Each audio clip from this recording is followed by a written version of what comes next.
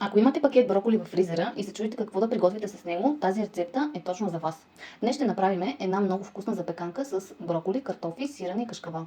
Първо ще подготвим картофите и броколите, след което ще ги залеем с яйчената смес, с кисело мляко и сирене. Накрая ще добавим и кашкавал за онази златиста коричка, която прави всяка запеканка още по-апетитна. Това е едно от тези ястия, които се приготвят лесно, а резултатът е вкусен, засищащ и подходящ както за обяд, така и за вечеря. Останете с мен да ви покажа как я приготвих.